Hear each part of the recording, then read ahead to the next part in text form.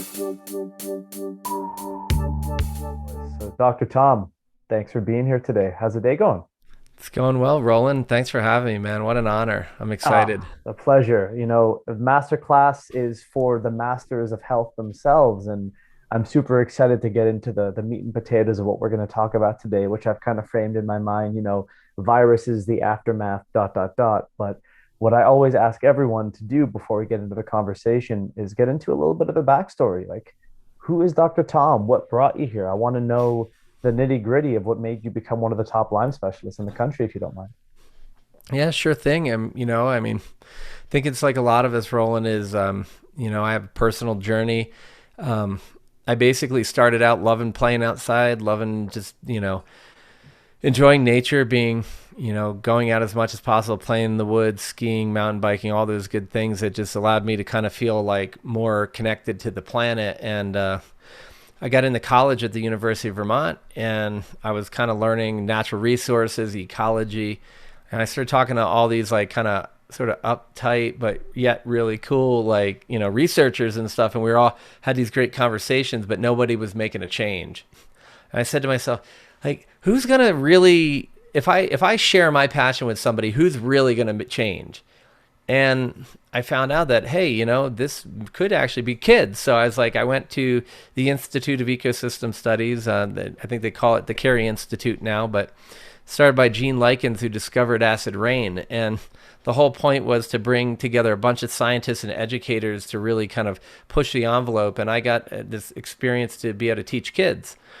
And it was amazing. I was getting paid to play outside and get kids interested in saving the planet while still kind of being synergistically alive on the planet and being a human being. And so it was great. But unfortunately, as part of that, I ended up getting Lyme disease. Um, and it kind of started. The long and the short of it was my boss found me staring at a wall, drooling on myself. And then when we started talking about it, and she's like, go to the doctor. I'm like, well, yeah, actually, everything hurts, muscles, bones, joints, can't think, lots of fatigue. So I got treated for about 10 days, felt a heck of a lot better. But over the next 8 years, I just kind of like brain fog, joint pain, fatigue all crept back in. Started going to the doctors, and they're like, "You're depressed." I'm like, "No, I'm not depressed. I'm in pain, and you can't tell me why." So I'm a little angry, and I'm kind of getting depressed now that I'm on Doctor 17. And I went through different diagnoses, depression, maybe that hypomania, bipolar thing for all the high achievers actually have, and then it was like ADHD. And the trend happened is like no one really had a clear diagnosis, so they shoved me into a different box, and they gave me medicines that didn't work and gave me side effects. And then ultimately, the straw that broke the camel's back was a doctor told me that I had fibromyalgia and chronic fatigue, which basically gave me no hope for figuring out what the cause was or for getting better. So I kind of was like, back up against the wall. I remember again, it's funny. I'm staring at another wall, but I'm in my apartment in medical school. I'm staring at the wall, and I'm like, I see my life. I'm recently married, and I really want to have a family. I want to go out and play with my dogs and play frisbee and like go hiking and mountain biking, skiing, all the things that I used to be able to do. I wanted to have back, and I saw that the road I had been going down was this deep dark abyss, and it was just getting worse every doctor I talked to. So I'm like, well, hey, I went to medical school realizing that like I didn't know I knew the chiropractor cracked my neck. That's about all I knew. I knew one naturopath who was in my class. So I didn't know anything about diet or exercise or anything other than like Coca-Cola and Fritos. But I knew I had a future. And the second that I grabbed a hold of my future and I said, I want this more than what it looks like is going to happen. So I want to give myself a chance to get there. And no matter what, I'm going to grab the bull by the horns and get there. Somebody handed me a yoga DVD. And so I started out being able to touch my kneecaps. That was as far as I could bend forward without bending other parts of me. And ultimately, this several year journey going through this, I learned to balance my energy. I became more flexible. The muscle pain and the joint pain started to float away, kind of like as the brain kind of calmed down. I was able to sleep better. The more I slept, the better I could think. And then ultimately my body started rejecting all the processed foods that I grew up thinking were good. And then I got to this point where I was like 70% better. I still needed to run into a few doctors who diagnosed me with Lyme, Babesia, and heavy metal toxicity. But at the end of that, I was like, wow, 70% of my healing was all me. 30% I needed a little bit of TLC from the team. But when I fed my body properly and when I put the right supplements into it and I had the right mindset and did my breathing and meditation and moved my body in a way that was life giving, I actually could feel amazing. And so at that point, I just kind of caught fire and I was like, I got to share this with everybody. And then I ran into Jeff eventually through Dr. Horowitz, and then I started using their stuff, and then I ran into you, and here we are. Here we are. That is absolutely the most thorough and best background I've gotten so far. So any of the other doctors in the masterclass you meet, you tell them you got the gold star there. So in keeping with that theme, and thank you so much for that, does that mean that this has brought you to the specialty of your focus being Lyme, or is it viral infections and the systemic effects as a whole that you would say your specialty has become? I think really, it's funny. People always introduce me as a Lyme expert, like I'm, expert in Lyme and all this, kind of as the name. And I think that when you kind of surf around the interweb and all, that's what I'm known for. But I think Mhm. I say to people, look, I'm a physician. I'm trained in as an osteopathic physician. We have this philosophy that your body has this self-regulatory, self-healing mechanism, and Mm. that when you treat it as a body, mind, spirit unity, and you treat the whole person, including their family and everything, and you put the right food, you prime the body to heal. It wants to help. So I view myself as a catalyst of healing, and so I'm just like, hey, I'm a doctor. I'm a plain old guy who has a story, but I want to hear your story so we can figure out where you're stuck. So you may come to me for Lyme, mold, MCAS, and then, I see about 50% kids. So I see a lot of PANS and PANDAS, the infection triggered autoimmune encephalitis. But in the end, I'm just trying to figure out what's keeping you stuck. So we look at viral stuff. We look at your food. We look at trauma, real or perceived, whether it's medical trauma or just something from the past you didn't even think about at the moment, or maybe it's Wi-Fi toxicity, or like I realized that I've got my daytime blue blockers here, but I didn't get my night ones on, but maybe it's Competency. EMFs and blue block. So I'm just like the detective who wants to find out what's getting in your personal way. You may have, and so people come to me for Lyme and friends, and Mm. then I work with them to figure out what's actually wrong, because sometimes it's not even has nothing to do with Lyme disease. Very interesting. I'd like to actually go down that track of conversation. Most people who think they have Lyme, and you say it's not just that. What are you actually seeing clinically that may overlap with what people think they have? Yeah, I mean, I think it's kind of like my glass, right? It's like Yep. I coined this term years and years ago, and I think I've heard a lot of people talking about it, but it's kind of like chronic toxin overload. And if you're here and you get this much more toxicity, you may or may Mm. not notice a lot. But if you start here and you get that much more toxicity, it overflows. So I think of it in two ways. One is I'm supposed to decrease the level of toxicity you have, and if I can increase your ability to deal with it. So I'm always trying to make the vessel bigger and what needs to be in the vessel contained less. So in Lyme, I'll say that we're working on a program right now because I find that the vast majority of people, particularly who seek me out, have seen 4, 5, sometimes 10 and 20 doctors, and I've had people in the 40s, right? Like probably like a lot of people listening, like we are sort of the backstop. We're the last ditch effort before people Mm. are like jumping off the proverbial bridge or building. And so what I see with a lot of people is they think that the it's like the most common thing on Facebook or Instagram this week is the thing they think they have. And so they're just grabbing at straws because they don't feel safe. And to me, safety is the key for healing, because they're usually not antibiotic deficient. They're usually not even herb deficient. It's just our nervous system gets in this, we talk about fight or flight, but there's also that freeze aspect. And so many of my patients feel hopeless and stuck and frozen. And Lyme disease can do that to your brain so that you can't recognize the cues that you're safe, but also chronically feeling like crap becomes familiar, which then can become that's safety. That's why like Mm. little kids will watch the same movie over and over or play the same song over and over. And you're like your parents like pulling their hair out. It's like I've watched like this one movie 100 times. But for us, we're looking for more diversity. But the young ones who are really in touch with their body are looking for familiarity and safety. So if I take somebody who's been sick, irregardless of the cause, and I let them be sick for a while, that actually becomes their default pattern, their familiar pattern. And evolutionarily, that becomes safe. So now the problem is when you and I try to have people change too quickly, Hmm. even if it's better, better is now unfamiliar, which equals unsafe. This is why we see a lot of people accidentally falling back into this illness mentality, if you will. But it's not, it's evolution. It's your body trying to protect you. And so I'm always trying to look at how can we make those changes a little bit on the slower side, but also make the necessary ones. And like the example I give a lot of is in sort of my specialty field, a lot of people are like, you got to treat the tick-borne illnesses, you got to beat them up. But then there's other specialists who are like, well, wait, the reason you're not better is you got to treat the mold toxicity.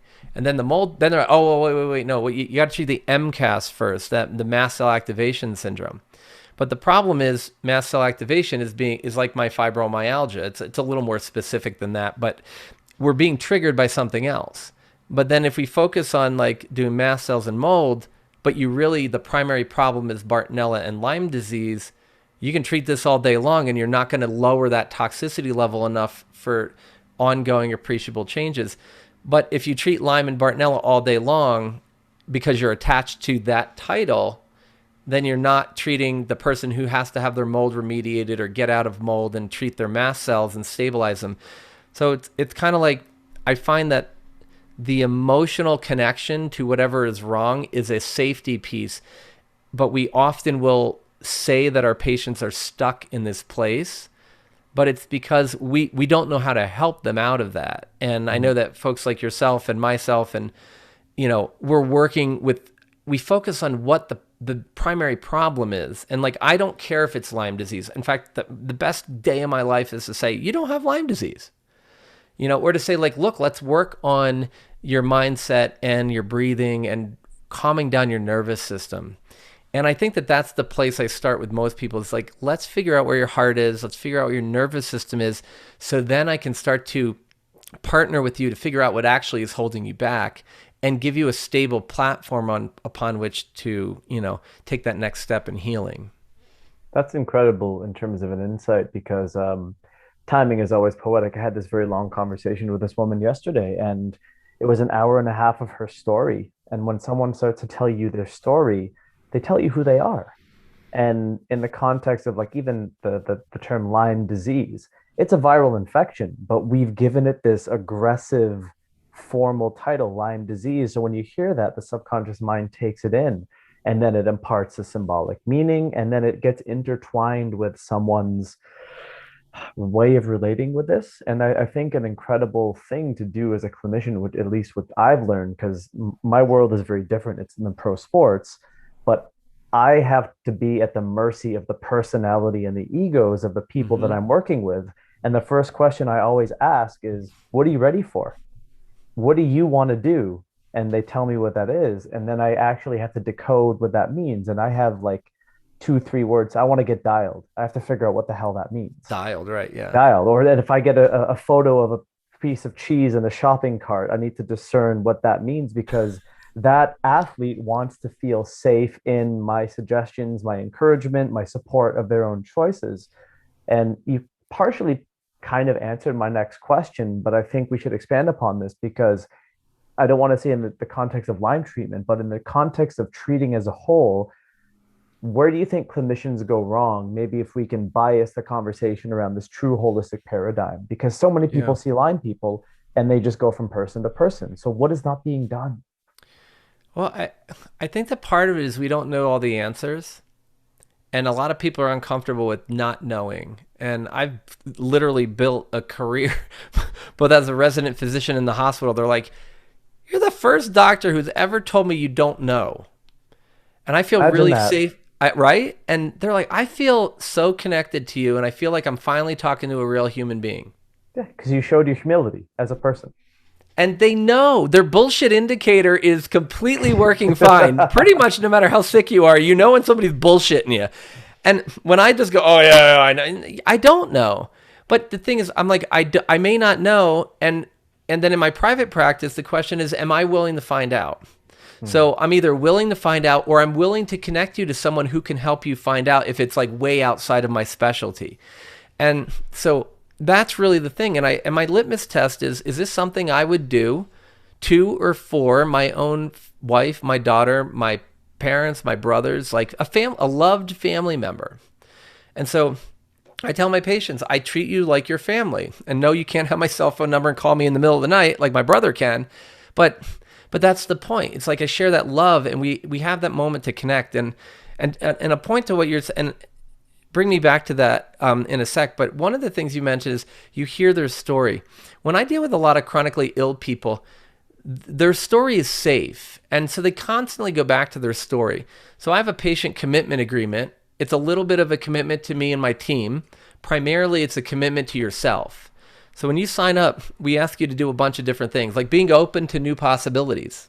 I thought that, I didn't think that was too hard, especially if you want to get better. But one of the most core principles is you have 2 pages at most, and there's really no maximum of what 2 pages on this thing looks like. But you have 2 pages to tell me your story. And you can tell your story to me exactly that many times, just once. And after you tell me the story, my team and I will digest it and we'll look at it. And if we ever need any more details, we're going to share it with you. We're going to ask you for it, and we're going to get those core details. But once you share your story once, any of the parts that you don't want in your life any longer, I don't want to hear about again. Now, obviously, it still comes back, but it's symbolic of them saying, I am creating open space. I'm going to give away my story to your EHR, your electronic vault.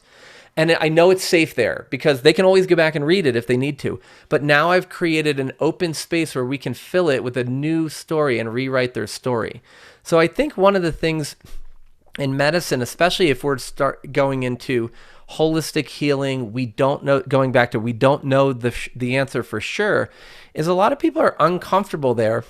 And then if we're in a cash model or a concierge model where we're kind of taking a prepayment and then we're billing the insurance for just those things, we're like, wait a second, I can't really tell the patient really what to do because they're kind of paying me out of their pocket, right? And so we get into this thing where we're an expert in an area where we can really help change them.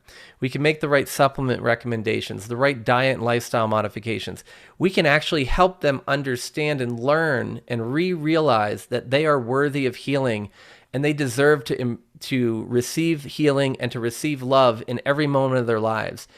But there's 2 things that pop up for me. One is if I'm taking cash, sometimes it's not comfortable telling the patient no.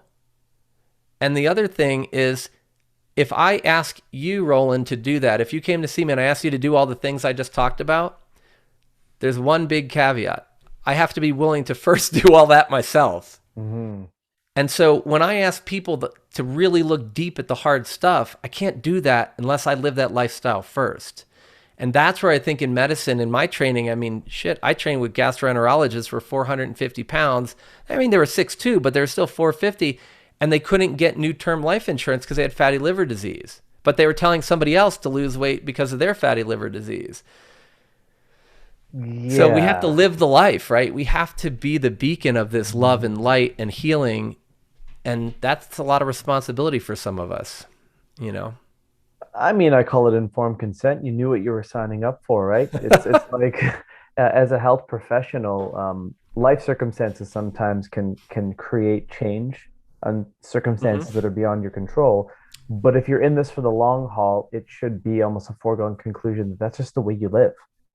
Eating well is that I've been to many conferences where after the lectures are done, I watch people's dinner plates. I see what's being in the glass poured in their hands, and I see the behavior changes. And it's like some people are, they're in this for a job. Some people, clearly like yourself, are in this as a passion. And I'm sure that definitely translates into the success outcomes that you've had. I want to ask you in taking on patient agreements and various things like this, which are a little outside of the box, have you found them to be more successful in your patient outcomes? If they're into the agreement, they Yeah. do. And actually, I just kind of had this wonderful flash through my mind is when I first implemented this, I had someone write me a very long letter, and she's like, here's my story. I know I've worked with you for a while, but I want you to know the real story. And then she said, and I have to admit to you, like some of the stuff in the agreement, I can't do right now. I'm unable to achieve these things. And so I can't work with you anymore. And I was like, wow. And I go, that wasn't the point. But the point was like she dumped out her whole heart and soul, identified what was blocking her, and then took enough responsibility to reach out. And I said, if you're stuck reaching these agreements, we're here for you. But what you just did was you committed to yourself that you are so worthy to this, and your integrity is so high that you will not sacrifice that, even if, because she has told me like I'm the only one she thinks can do it for her, because she's been to all these other doctors and we were making progress. And after the fact, after we had this conversation that started from this, like, holy crap, I have so much responsibility. I don't know that I can live up to it at the moment. We were like, we're here to support you 100%. This lady has skyrocketed. Relationships changed, with family, spouse, kids, like, and then at the end of all this, her health starts increasing even more and more and more, because her health block had nothing to do with Lyme that had been treated by 6 different people for 12 years. What she needed to do was detoxify. I was actually at an interview earlier today for essentially a toxin and autoimmune release summit, and we were talking about like what's the number one toxin we see in Lyme disease and all these other things. And to me, it's just like this negative emotional state. And Lyme helps set it up, and chronic illness helps set it up, and the world helps set it up. But we have this responsibility, and when we take it, we find that everything works better. And again, like we need treatment, right? If I had a acute Lyme with my face was drooping or my heart was blocked, sure, please pump me full of antibiotics and save my nervous system or protect my heart in the short run. And in the long run, I see a lot of people with chronic symptoms who do need this treatment. Like in my own story, 70% or more was me, but that 20 or 30% that was left over, I still needed some help. But it was like rocket fuel when the docs came in finally.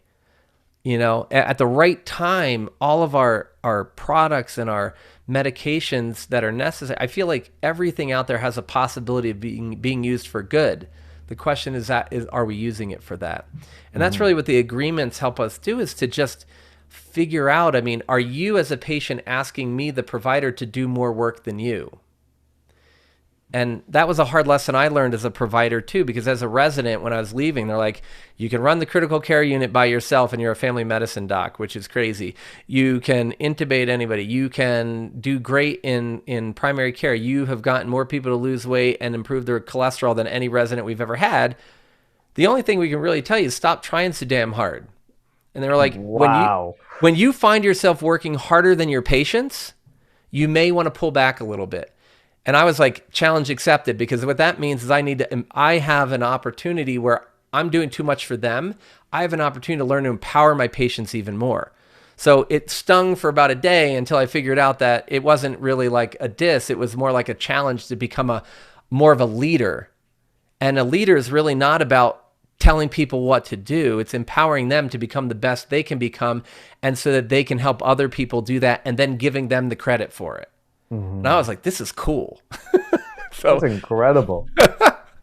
Well, I mean, and you're talking about something that is kind of like, how do I want to phrase this?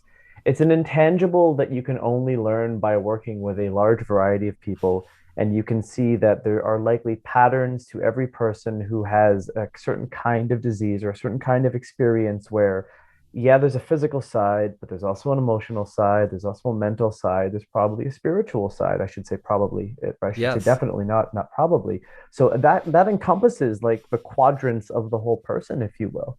Hmm. So, thank you for taking this conversation a place to where I think a lot of either clinicians know that it needs to go in terms of their own patient care, but they don't necessarily know how to get there. To them, I would say reach out to people, network with those who have maybe a knowledge or a skill set that can complement what it is you do.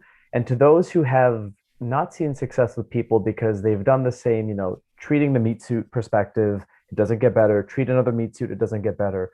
Open your mind's perspective up to that there is more, because there absolutely is. I mean, these bodies are rentals. We don't get to take them with us when we go. So, it is kind of like the big cosmic joke that everything that happens to us in some ways, although is very real, it's entirely our creation. Right. One thing too, Roland, that you really make me think of, because as I just thinking about how I got connected with Jeff Thurston and stuff, and What's really cool though is a lot of times what I do with my patients is they come to me for Lyme or mold or whatever, and I try to provide for them what they think they need, and or what I should say what they want, and then I also want to provide what they need.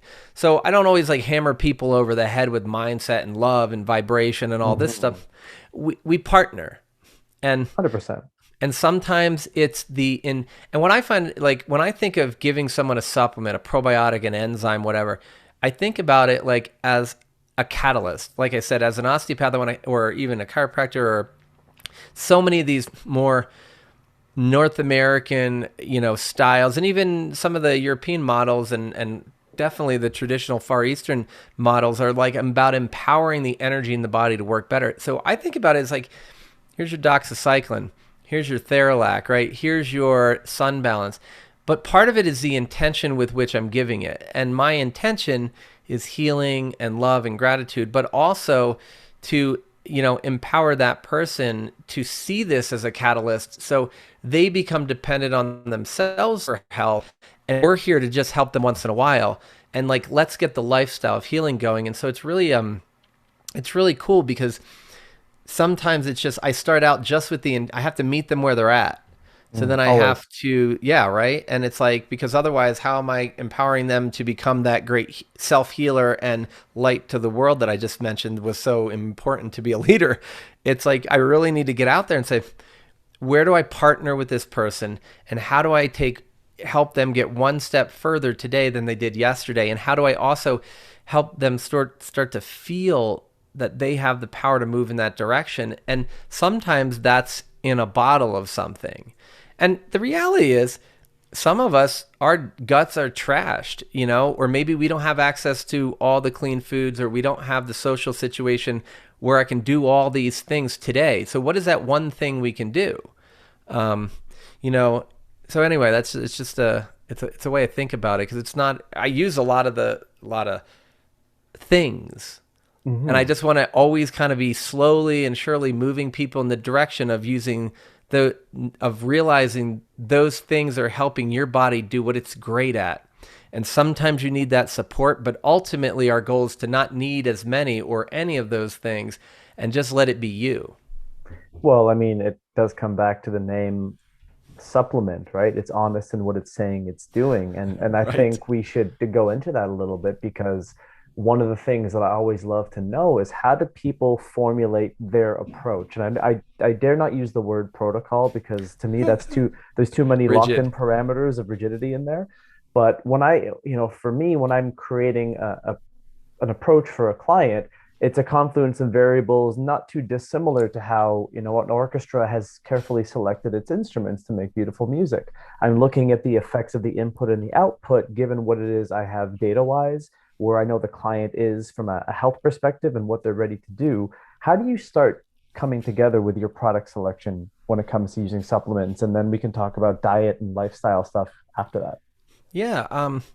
Well, like I said, like I alluded to when I met Jeff Thurston, it was like, there's a lot of Jeffs around, I think. and, Everywhere. I put name tags on them, don't worry. right. And I was studying with Dr. Richard Horowitz, and he's like, look, if you're going to use any antibiotics, the number one thing you need to do is create an approach to treating people where you use Theralac. And he's like, the reason is, if you do that, you're going to minimize or not get C. difficile colitis, overgrowth and colitis, from using antibiotics. And a lot of people in Lyme are on a lot of antibiotics. So I either am using antibiotics or inherit people who have used a lot of antibiotics. And that was sort of my first introduction into master supplements and ultimately U.S.Enzymes, which is really kind of cool, because I was on a expert panel a bunch of times at the International Lyme and Associated Diseases Society Fundamentals Program, or ILADS. And we were talking, and somebody's like, hey, raise your hand, what about C. diff? If you use antibiotics, you get that. And a friend of mine's like, I get it 4, 5, 6 times a year. And my patient just comes with the territory. I was like, what? And I go like this. And I go, I've seen C. diff 3 times in 12 years. And one person, I gave one pill of an antibiotic and they got it, and we fixed it with Theralac. The other person had gastric bypass and had been on antibiotics with myself and other people for like 6 years, and got sick. And the other person I don't know much about because she just said I got it and never, and I saw her like a year later. Um, Other than that, when I do use antibiotics, that's the core of my protocol. And for me, when I look, or my approach, right? When I do create these approaches, so the thing I do is I have to evaluate whether it works or not. And I also have to evaluate if it worked in the first 3 months, is it still working later on? Because I see a lot of these protocols that get bigger and bigger and bigger. And so for me, if someone's on antibiotics, I have a core, foundation with Theralac and maybe some other things.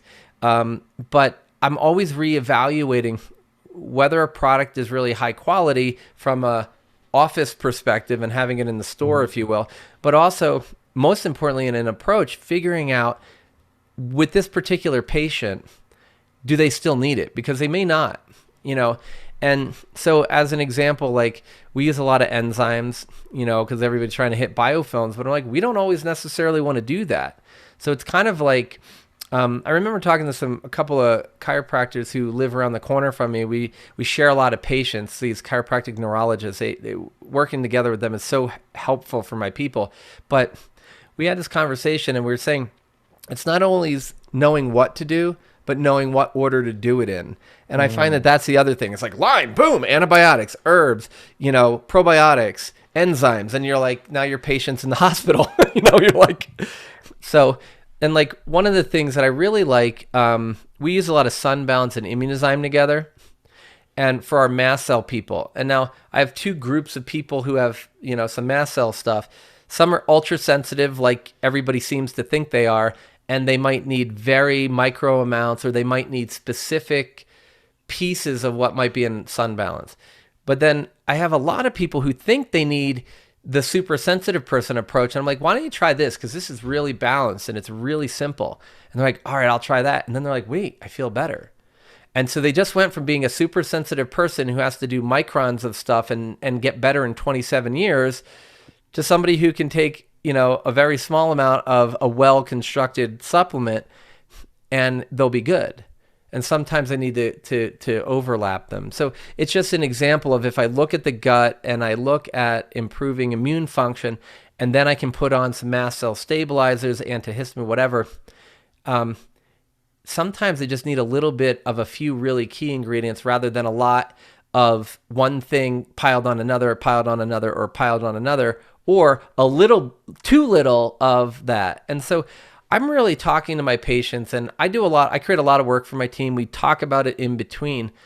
And then I will say too, because I used to do a bunch of AK, but I wasn't so sure how the medical boards would love an osteopath doing AK, and I always got my labs to back it up. But I kind of, as an osteopath who's trained in manual medicine and a person who's very spiritual, I kind of know the answers before I even got them. And so I really trust my gut, because I've worked really diligently to have it be as objective as possible. And when I'm talking to people, I want to see what their reaction is and what my energetic reaction are too. So I kind of just try to be present with my patient and present with the treatment approach that I'm conceiving, and making sure that all that energy vibes. And I know we're not, commonly supposed to talk about all this stuff, but I think the thing is, like, if we're all in a lecture hall together and somebody's about to open a door, probably about half the class is going to turn and look, because this happened all the time in medical school. And but we beat the sensitivity and the completeness of who we are as clinicians out of us to make it rigorous.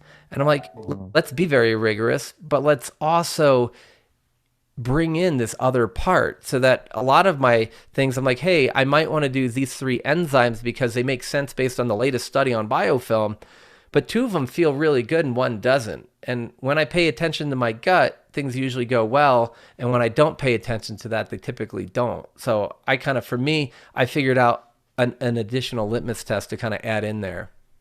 I love that because I don't often say this, but I also have a similar approach where it's like you talk to someone, and after the first conversation, you're like, I feel like they need this. And then you run your labs. And I always do this. I always give someone a base protocol, because when they start with you, they want to start doing something that day, right? They want to know something's coming, because it's a big part of when someone says, I want to take this on.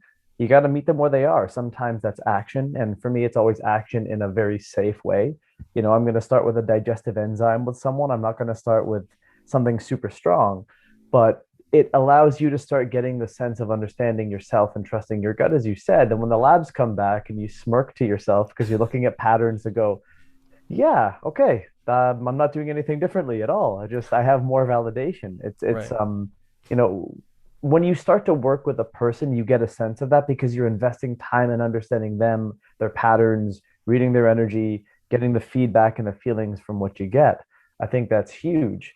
When it comes to some other things that you do from a support perspective, diet, nutrition, lifestyle, exercise, stress management, what are you finding the things that are very successful? And I know they're always individual to the person, but Right. there's some Absolutely. general patterns that you've noticed that have been great synergistic things to include with helping your clients.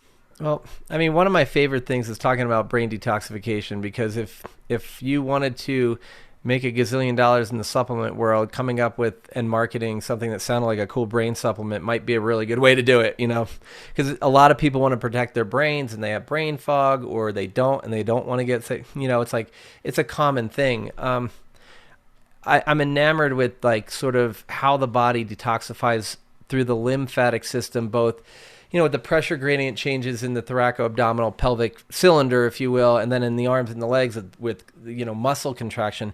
But in the brain and in the head, it's sleep. Hmm. And I find that when I started monitoring my sleep, I look at my patients who follow their sleep. I talk to colleagues and friends who are either physicians trying to work on their own sleep or working with their patients, biohacking and all this. So many people think they sleep more than they do. It's like, bedtime's 11, they're supposed to get up at 7, but they actually go to bed at 11:45 and they, may or may not be able to get up at 7. And the quality is important. So I make it a big thing to have an evening ritual that includes, some gratitude and some wins and planning wins for the next day so that they actually happen because I can go to sleep and have my super conscious mind, really kind of connect to the universe and get those answers. Um, but just sleep in general, whatever it is for you that you can work with your practitioner or yourself, if you are a practitioner, to make sure that you're optimizing sleep because brain detoxification happens at least 70, if not 90% of while you're sleeping.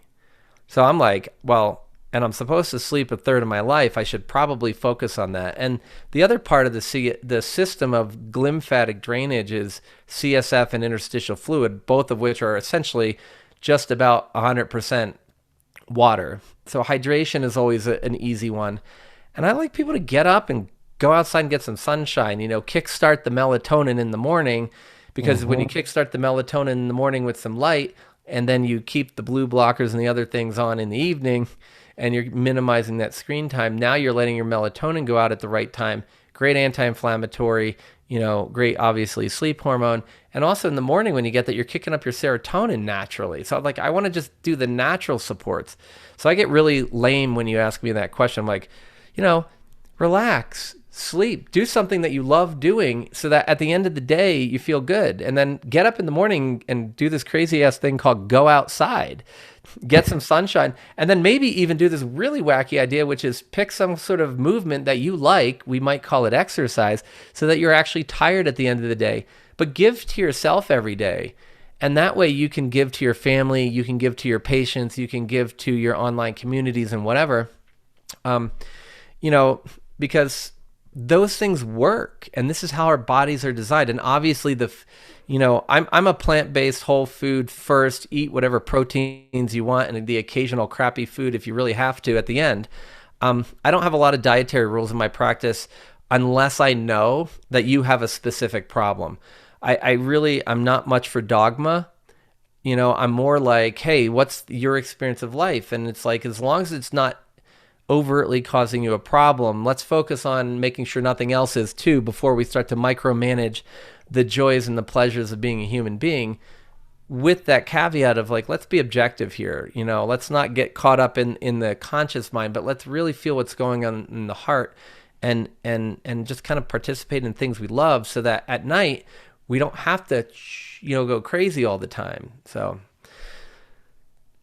Basically be a human in touch with the earth. It's literally how we started this conversation. And it's funny Right. because Yeah, exactly. I'm like, not only is it funny when it naturally comes full circle, but I say this all the time over and over again. You're not going to reinvent the wheel. The vast majority of the things that get people better are when they find a way to harmonize with the environment external to them and the environment internal to them, which are really one and the same, but they're different perspectives of yeah. the same thing. And I'm so glad that you echoed that because everyone has echoed, unless you master the basics, the fancy stuff is just a shiny object, right? It's just something that's cool It to talk is, about. It bro. makes you sound great at a dinner party, really smart. Um, Well, but it's interesting you bring that up, and I also saw there's an awesome question that I want to make sure we have a second to hit on. But years and years and years ago, I did this conversation about chronic bonking at iLads. And I bonking, talk define bonking for me. right, it's like in athletics, right? When you're riding or you're running and you blow past Your your glycogen depletion moment. yeah, exactly, Yeah. your fuel source. And right, and so like I was always like I process fat really well. So I can Mhm. actually like, I have to work on my metabolism a little different than when I was back in high school running 10 miles a day, carb loading. Um, Mhm.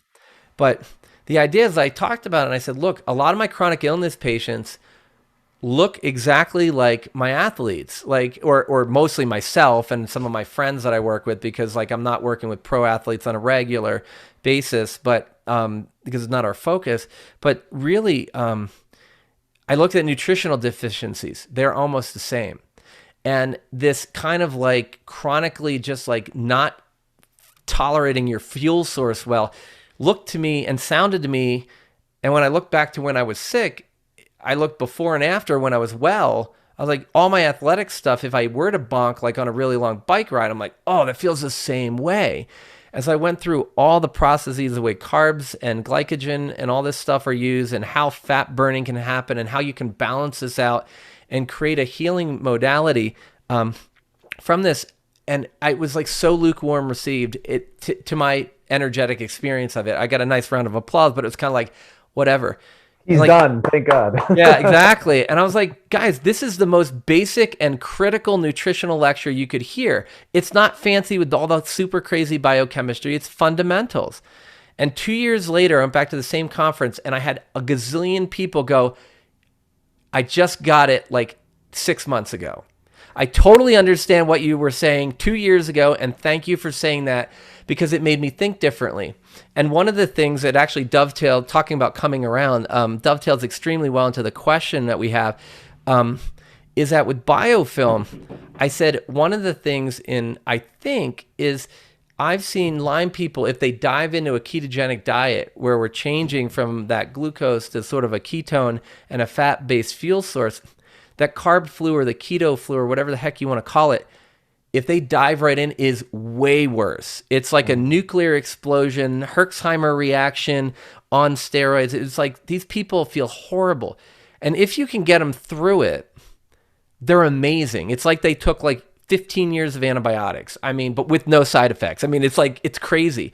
And then I said, well, maybe we should step back and ease them into going over to fat as a fuel source.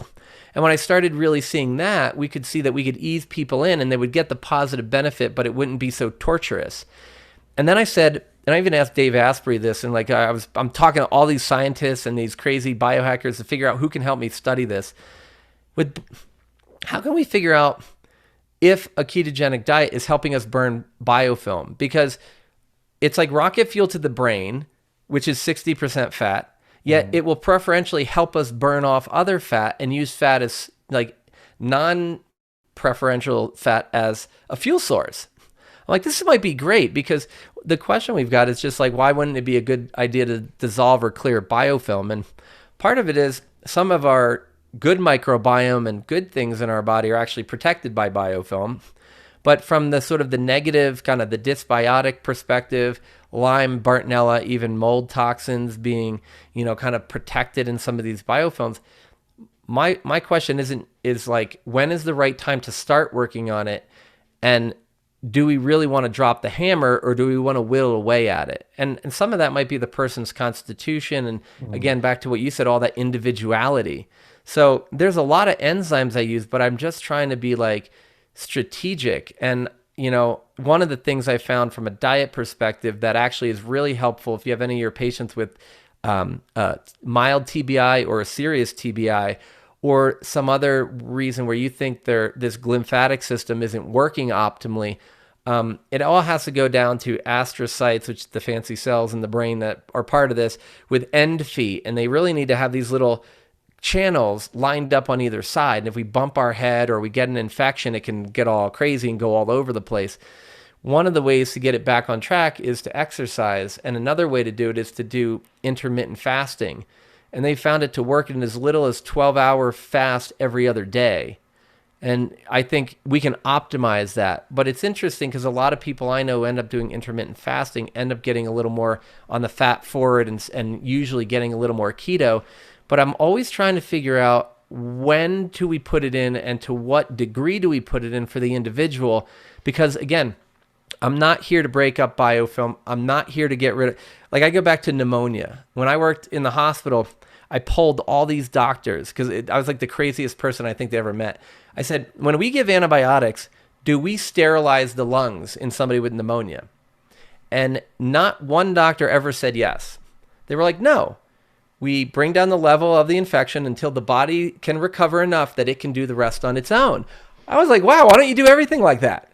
And so really for me, the thing became, Roland, is that I want your body to do the proper biofilm disrupting, and I want to give you the enzymes that'll help it when you need it, but not take over for you. I want to kind of be the catalyst. So Well, that's my Tom, mindset behind you it. said something, and then, I go to an even more basic question because everyone is so hot and heavy on biofilms right now. Is like, how do you know that you're actually breaking them up? How do you know how much of a biofilm is being broken up? How do you know where the biofilm has been broken up? Did you leave a piece in there? There's so much assumption in this because you can take an enzyme, but how long is the biofilm that's harboring good bacteria in your specific colon? How long is it in inches? You Yeah. have no idea. I don't have any idea in someone with Lyme. I don't know if there's, more protein in their biofilms that make them more recalcitrant to being broken down. It's a lot of these things people are looking for the quick answer to go, yes, I do this. And we truly don't know. Well, I guess the question is, does Lyme make a biofilm in a human being? We know it does in a test tube or a petri Yeah. dish. I mean, that's for sure. We can I can show. I have lectures where I show you pictures of it, Mhm. and I teach you how to treat it. But my question is the same. It's like, I'm always just like, I don't know, and I love that answer because that means Mhm. that as a part of this amazing divine thing that we're all experiencing together, I get to play my part, and I also get to observe. And don't get me wrong. I mean, I am monitoring their symptoms. I find like Therazyme, in fact, I don't know what the hell it does, but I use it a lot for all my athletic stuff because Because it's shit, magic. I don't know what it does. I It's don't straight even care. magic. I'm like, I feel great. And I Yeah. ski and mountain bike a lot. And Jeff can attest to this. I mean, it is like, I don't know if I work more or ski more. And but you know, so maybe I should even hook up and get the pro athlete Oh, evaluation. But it's important we ask the questions, and it doesn't mean I don't treat them. I use liposomal formulations of certain herbs with the theory of I get better absorption out of the gut. I get better absorption into biofilm, mhm. assuming it's present. But I always go back and I go, is it helping my patient? Is it moving the needle forward? And Yes. if you have a particular group, and I also have to be on, I'm always trying to be very aware.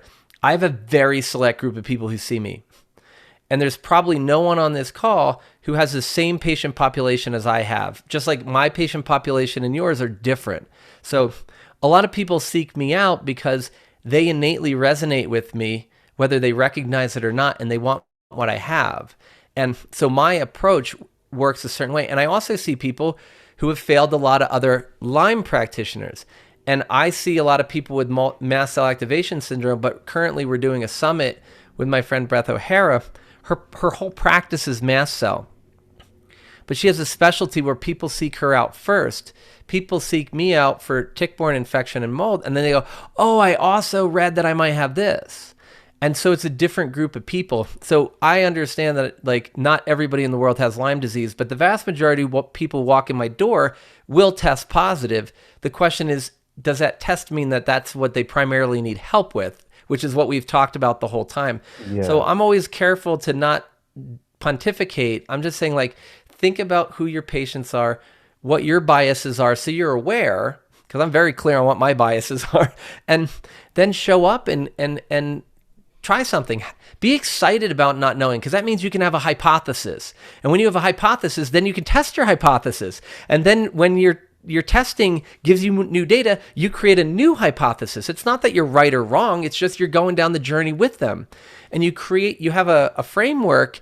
And I always said, I want to have the biggest tool belt ever. But then when I sit down and talk to the patient, or I take the tool belt out and put it on the floor and I listen so that I can then connect with them. And then I know what tool to actually take out of my toolbox. And so one of the things that comes up a lot for me, and maybe it's a nice, bringing things together, or I think it is my high school quote for my yearbook. I tried to get all funny and everything. Couldn't think of anything. So I just grabbed this random quote at the time. Turned out not to be too random, but James Thurber said, it's better to know some of the questions than all the answers. And that is really proven both in my personal life and my professional life to be a really guiding beacon, because I'm always interested in what's the next question? What does this mean? What new avenue has this opened up for me to think in a new way? Because this person has entrusted their health to me. They are an important human being, and literally they may be an N of one, but they have that many chances as far as we know. Now, there may be other things later on or before, but I mean, in this lifetime, they got one shot. And they invested that in me. And I'm like, how awesome is that? So I'm going to show up and just be like, cool, let's go down this slope together. And let's just let's play. And let's, go through the flow of this together. And yes, I'm going to bring all of this amazing shit that I know.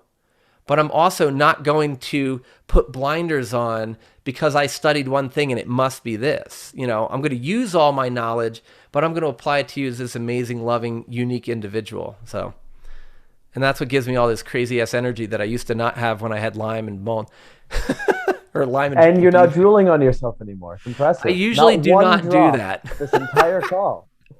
Tom, I love when a topic has a starting point and it goes anywhere but down that single solitary hallway. So, we can keep going, because I would just want to do this for the next 3 hours, because I'm loving this conversation. But, we do come into time constraints with these Absolutely. interviews. So, dude, I want to thank you so much for absolutely everything. This has been one of the most remarkable conversations I've had in quite some time.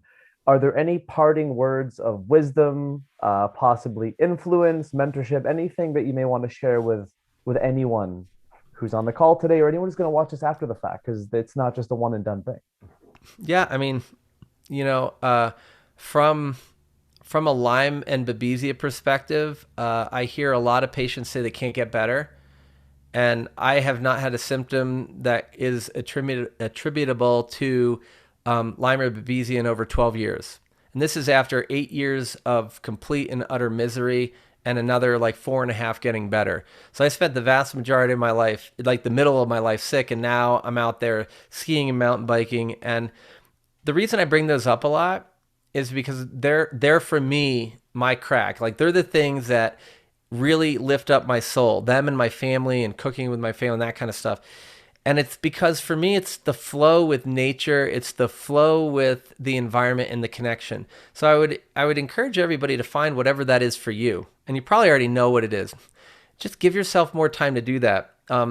Because we're talking to practitioners, last year I skied twice as many days as I had any other year. And I had my best year, both with outcomes and financially, I'd ever had by a long shot.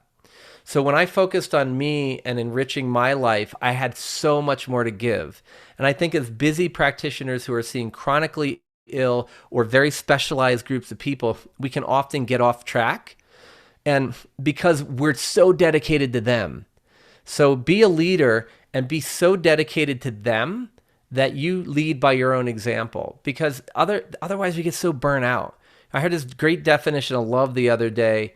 And it was, love is accepting someone else for who they are, exactly the way they are, without judgment. And it doesn't mean we don't help them change. It doesn't mean they don't drive us nuts, but let's not judge them and apply that to yourself first. So I love that. From a mentorship perspective, um, over at our practice, it's originsofhealth.com. So I have a private practice. We have some information on our website to just help people learn more about some of the particulars of the tick-borne illness stuff and where to go for more resources. If anyone's interested in learning more specifically about Lyme, we have a practitioner training program that's actually opening up again really soon. So it's lymepractitionercertification.com. And as Jeff Thurston reminded me, we do have an integrative Lyme retreat in Alta Snowbird, Utah every year. We're going on year 5. Many thanks to Master Supplements and U.S.Enzymes who have been partners with us in that from the very get-go. But we're there January 27th through 31st. We all hang out in one house. We have conversations like this that don't have to ever end. And we get to, during the day, you have free time. Most of us go skiing. Jeff and a few other people chat and go up to there's a great spa. But we just kind of, it's a time of sharing knowledge and love and really community and networking. And any of the programs that we offer are like that. It's really about having a place where we're safe to come together so that we know that we can heal ourselves so that we're better healers when we go back to our practices. So, and again, Roland, I mean, you supported a couple years ago. We had COVID kick in. Yeah. We had this crazy thing happen where we had one patient come into the retreat. We had 3 lecturers and like 4 sponsors, and I was going to lose my shirt. And you were one of the people who helped me. In 5 weeks, we went from an in-person thing to an in-person live and recorded thing, and recorded an amazing video, and helped us show that no matter what the circumstances are, there's possibility. And I took a thing that really I could have lost my shirt on and turned it around, and we reached 10,000 people just because our back was against the wall and we had to think outside of the box. So I really want to say thank you for tonight, and also thank you for then being one of the inspiring speakers that really helped us make that change in the world. Oh, my absolute pleasure. And thank you for everything you shared today. And I mean, we're going to take this offline. I'm going to probably give you a call later this week so we can continue this Absolutely, conversation brother. on Anytime. another station, Ben. But Tom, amazing. Thank you again. We'll talk to you soon on behalf of myself, Jeff, and Jeff. Thank you for being on Masterclass, and have a good one. Thank you, everyone, for being here.